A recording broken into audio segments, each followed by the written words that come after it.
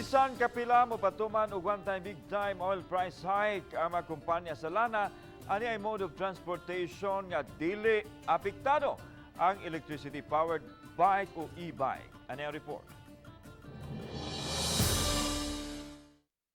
Sa sudlon ng bahin sa Pahina Sentral, sa Dakbayan Sugbo na abtanako ang mga miyembro sa kugpungan sa mga e-bike operators.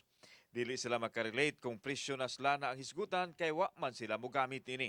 Apan ang gikabalak-an nila kung mosaka na usab ang bayranan sa kuryente kay mao kini ang ilang gisaligan. Sa padayong pag-uminto karon sa presyo sa petroleum products usa sa best alternative means of transportation kining mga e-bike kay sila padayon gihapon sa ilahang operation bisan og way hunong nga pag-uminto sa presyo sa lana.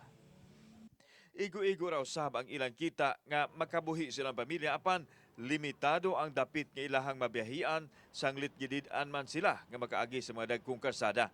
I hope panahon tagaan mi nila gruta nga di nila nadakpon ba. Kung ato na makalapas sa ilang gihatag nga kuan, mao to nila dakpon. O dakpon man siguro mi boss. Kanang dili na sa kanang pareha siyang gitubag ba. Dili dugayon og release ang e-bike. Samtang ipadayag sa mga e-bikers nga kung kaniadto 56,000 ang ilang palit sa e-bike, karon misaka na kuno og 2,000 depende usab sa klase. Gituohan nila nga tungod kini sa pagsaka sa demand sa mga e-bike. Sa usa ka tindahan og e-bike, gikumpirmar sa tagduma nga misaka ang demand ug daghan usab ang nagpa-reserve niini.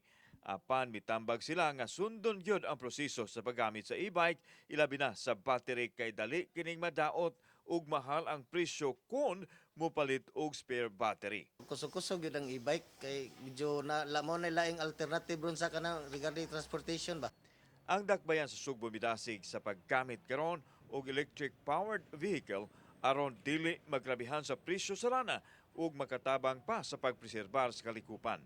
Apan gikinahanglan nga mosunod sa lagda nga gipatuman sa LTO. It's about time no nga we shift to kaning electricity powered mobility.